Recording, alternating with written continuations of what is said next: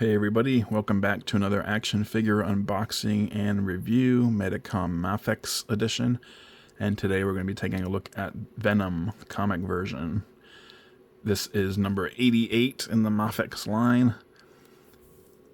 And this is Eddie Brock, the Eddie Brock version of Venom, the original. Now, if you don't know, Spider-Man Peter Parker picked up the symbiote costume on Battle World, the Beyonders, the planet the Beyonder created for Secret Wars, when he grabbed all these heroes and villains and threw them onto a planet together to fight and survive. At one point during the battle, Spider-Man found this machine, and inside was a ball of black stuff. He picked up the black stuff and it immediately swarmed over him and created the black costume. He didn't realize at first that it was a symbiote. He thought it just responded to his mental commands, some kind of alien thing. He later found out from Reed Richards that the suit was a symbiote and was trying to bond with him. So to avoid that, he went to a church. He had discovered that sonics affected the creature as well as fire. So he went to a church and used this ringing of the bells to drive the costume away from him. And he thought the costume had died. He thought the symbiote had died. But later, Eddie Brock, who had been a reporter from a rival newspaper and broke a major story that Spider-Man proved was a lie, so he was fired in disgrace. So Eddie was at the church contemplating suicide and begging forgiveness for what he was about to do. The symbiote heard him and dropped down onto him, starting the bonding process with him, sharing his hatred of Spider-Man. And of course, because the symbiote knew who Spider-Man was, he also shared that knowledge with Brock. So Eddie Brock is one of the few people in the Marvel Universe who knows Peter Parker is Spider-Man, and he's used that to his advantage numerous times. Also, the symbiote doesn't set off Spider-Man's spider sense, which makes it even more difficult for Peter to fight him, because he can never tell where he's coming or when he's coming, and it makes it easy for Brock to ambush him. In fact, Brock has commented humorously on that numerous times, because Spider-Man's so reliant on his spider sense. Brock said it's ridiculous. Brock has at one point said it's ridiculously easy to follow you. I don't know how you survived this long. So it was kind of funny, because Brock didn't know about the spider sense, obviously. So this is my only Venom character. All the Marvel Legends ones are like super expensive, at least the ones that I like. I really wanted him to be bigger, but this version will do just fine. He's not as big as I would have liked, but he'll look decent enough with a Spider-Man anyway. In fact, I'm going to grab the one Spider-Man figure I do have, so I can do a comparison at the end of the video.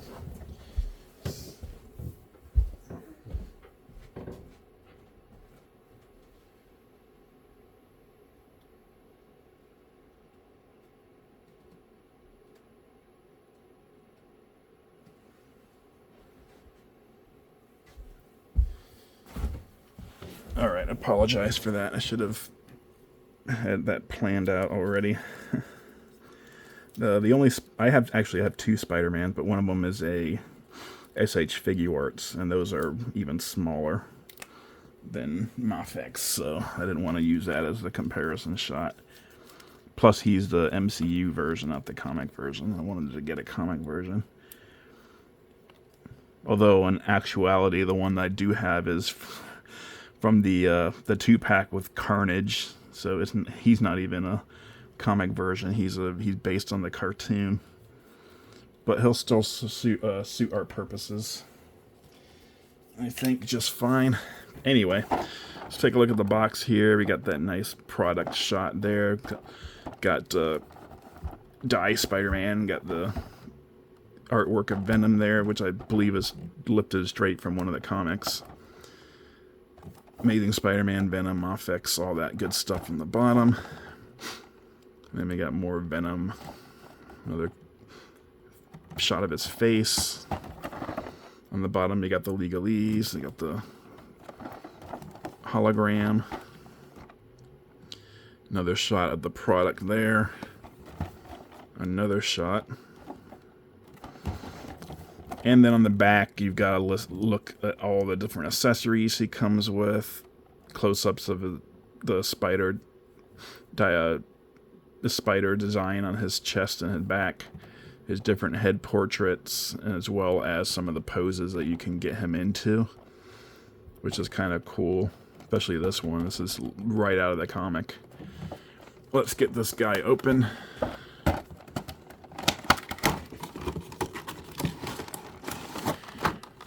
Alright, you got the instruction booklet. We'll throw that back in there.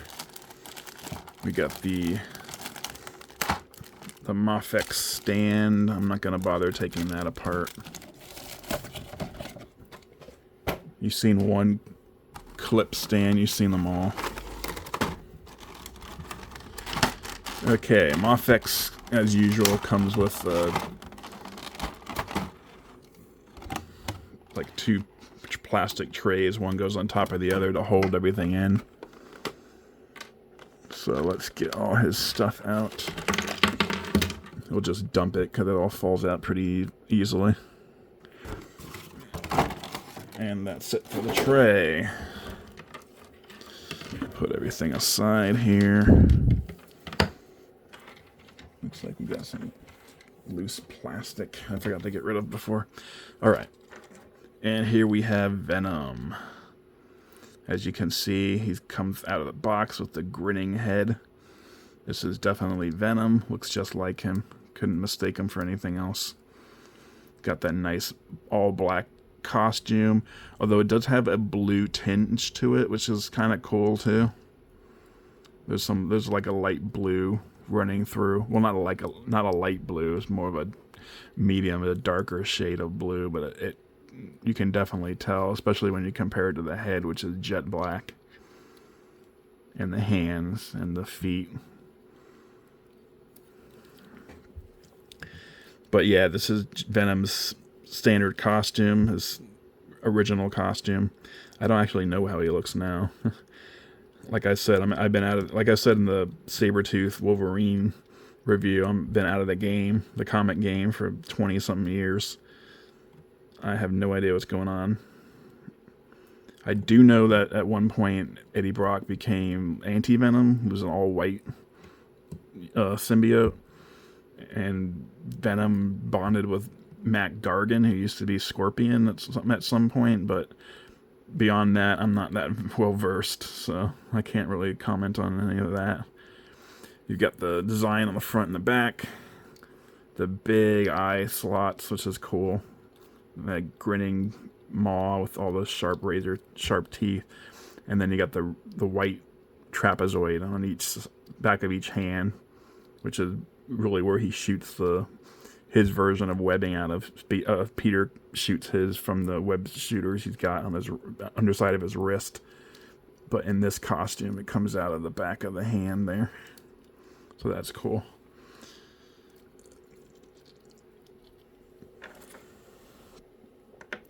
Let's see if I can get the head off without taking the neck with it. There we go. So Mafex has this ball joint with like a kink in it. I think that it basically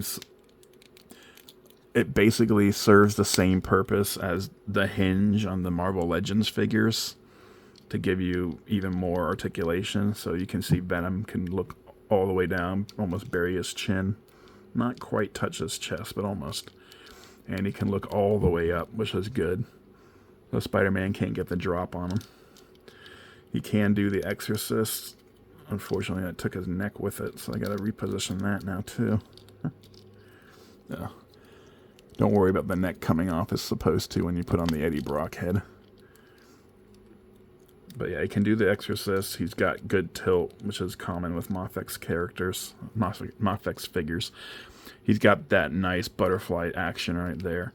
And this is really good with figures like Venom and Spider-Man, because you really need that extra articulation, that range of motion, because these guys are really agile and they contort their body in all sorts of weird positions. So his arm can go all the way around. He can hinge up. He can do better than a T pose, but not quite a Y pose. Very close though. He's got the bicep cut there. He's got double jointed pinless arms. He's got that standard Mafex design at the wrist, which is similar to Mezco, in which you can have the hinge go side to side like that, or you can turn it and then have it up down. And these hands come on and off pretty easily. You gotta be a little careful. You don't want to force them on there because you don't want to bend that peg. But once they're on, they stay on pretty well. The friction's really good. So as you can see, I turned that, so now it goes up down. And this one, oh, that one's also up down. Now let me turn it around real quick, and there you go. Now it goes side to side. Oh, there goes his hand.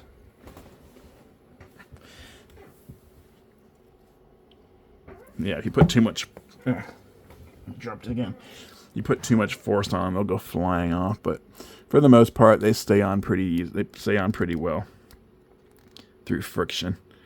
His hands are nice and soft too. They're not gonna bend out of shape, but they're not gonna like hurt you if you try to pry him open.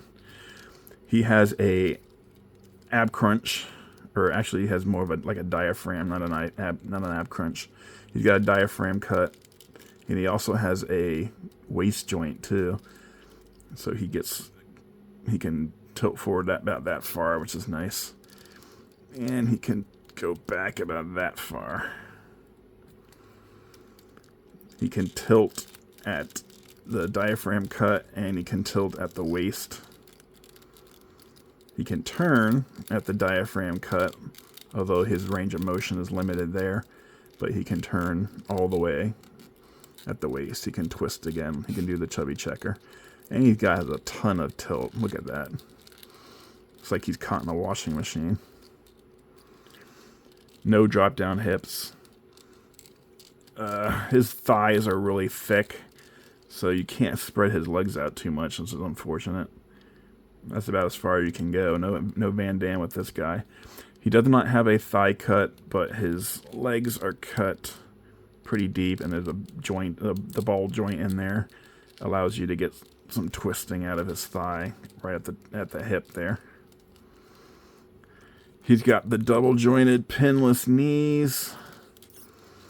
He doesn't have a boot cut because he's not really wearing a boot, but he does have the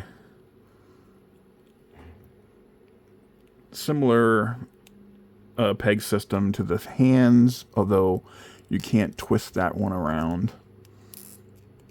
Like you can't, this one just goes up down. You can't, if you turn it that way, it still goes up down.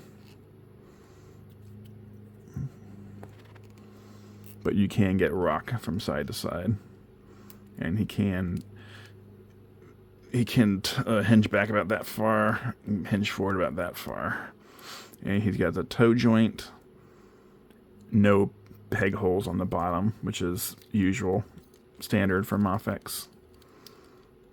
They want you to use their stands, or just stand them normally.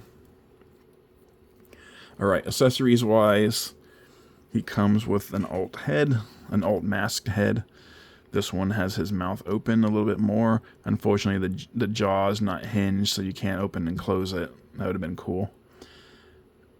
It's only open a little bit more than the head he normally comes with, but you can see the red in there, the tongue. So that's kind of cool. It would have been nice if there had been like a extra piece you could have slotted in there with the tongue just sticking out, but you don't get that. That was more of a Mark Bagley thing anyway. I don't think McFarlane ever really drew him with his tongue sticking way out. It wasn't until Mark Bagley took over after McFarlane left to go do his self-named Spider-Man series, that when Bagley took over, and that's when Bagley started drawing him with the ridiculously long tongue and all the green slime flying off of it every time he opened his mouth.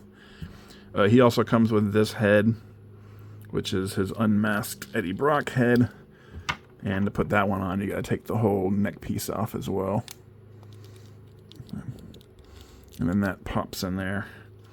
Now you got Eddie Brock. And Eddie can look all the way down. He can look all the way up. He can do the Exorcist and all that good stuff. He's got that tilt. Got that nice blonde hair, those dark eyebrows, those piercing blue eyes. It's a good likeness of Eddie Brock, I think. Let's pop that off and put his Venom head back on. Alright, as is normal with Mafex, they come with a ton of hands. The first thing I'm going to look at are these hands, because as you can see they have magnets on the bottom. And you also get a pair of feet that also have magnets on the bottom. These are designed so that you can put them on and then you can hang your Venom on a metal surface, well, a magnetic surface, and just have them hanging there. I don't have a magnetic surface available at the moment, so I can't show you how it would look. But like your refrigerator should have like a magnetic door. That would be where I think that most people would hang this. I'm not going to do that because I have cats and they'll just knock him off anyway, and he'll fall on the floor and possibly break something. So I will never use those hands, most likely. He also comes with a pair of fists so that he can punch Spider-Man when he's not trying to choke the life out of him. Oh yeah, another thing Mafex does is they give you these plastic plastic pieces, I guess, which have a peg hole on the top, or a peg at the ends, and that can go right into the peg hole, which allows it to keep the peg hole open so it doesn't like close up and get really tight. You can still slide them on and off easily, and also keeps their hands together so you don't lose them, which is nice. He comes with a couple of slight gripping hands. It's almost like a force choke hand for Vader. But these are for use with his multiple different types of webbing that you can hold on to. He comes with these splayed out hands. You can get use out of those as well. And lastly, he comes with these even tighter grip hands. They're almost like fists, but they're slightly open so you can slide a web strand in there for him to hold on to when he's swinging through the city going after Spider-Man. Now, one thing about Eddie Brock is he has this warped sense of honor.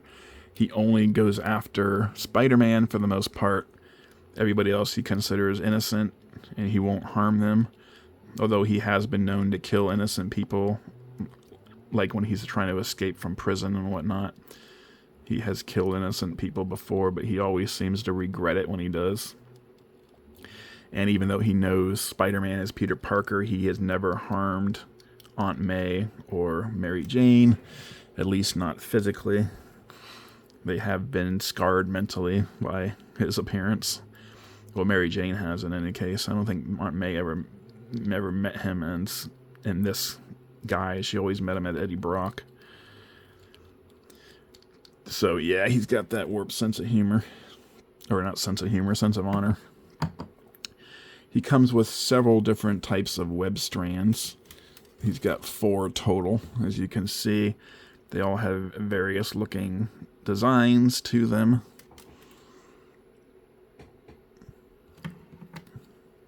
And you can use them in different ways. You can wrap it around his hand.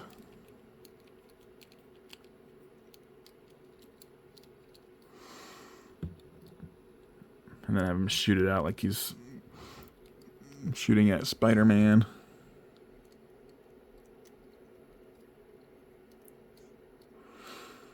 And you can just, they're very bendable, so you can just wrap them around his hands and the like pretty easily.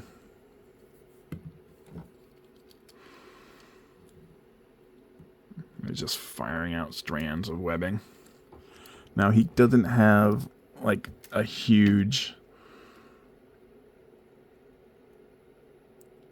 web effect.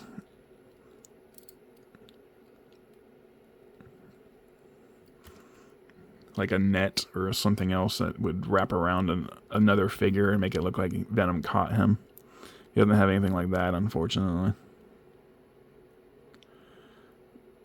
That would be a little bit too much, I guess. This one is... These two are weird because they're like wrapped all around him. I don't think I've ever seen Venom swinging with his webbing wrapped like that much around him like that. It's usually just coming out straight from his glove, and then he grabs it to swing around through the city. Or he'll shoot it at Spider-Man and try to wrap him up. Spider-Man's always been able to like rip it open and stuff. Just like he can do with Spider-Man's webbing. Anyway. Here is Venom standing.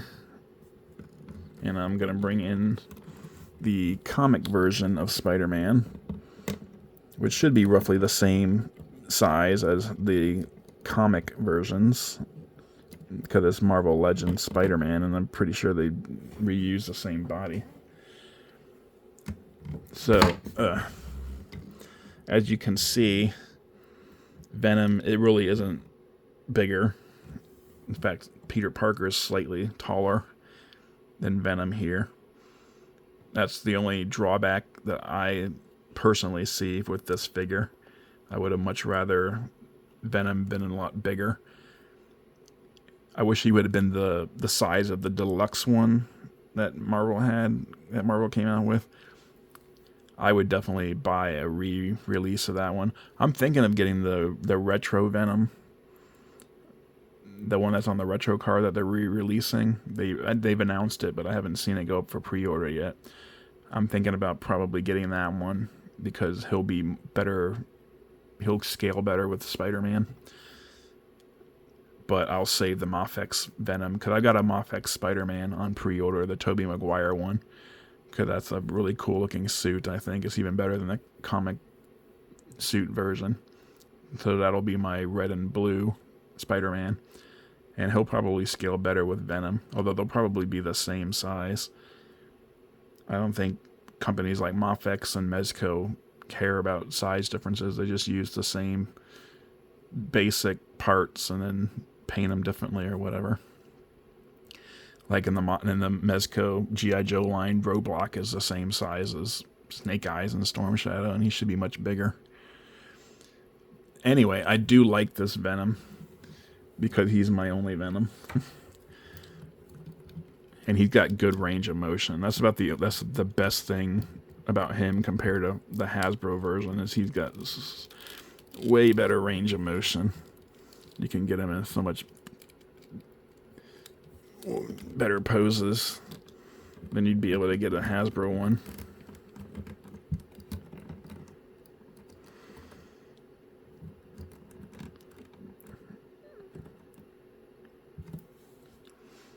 I would definitely pick him up.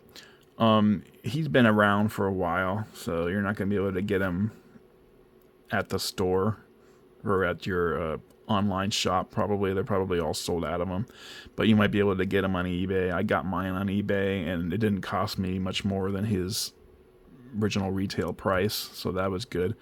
He hasn't like shot way up or anything like that.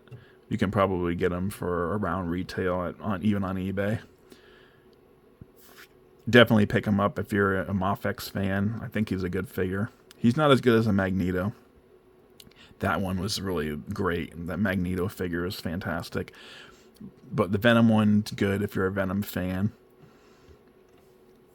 Comment down below. Let me know what you think of this Venom. Does he compare to the Marvel ones? I don't have any of those, so I can't do any comparison shots with the Marvel Venoms. Let me know if you have the deluxe Venom, because that one looked really cool. I want to know if he was as nice in person as he looked. And like I said, I'm really hoping to grab one of the Marvel Legends retro ones when they go up to pre-order. I think that'll look better in my Hasbro display. So comment down below, like and subscribe, and I'll see you next time.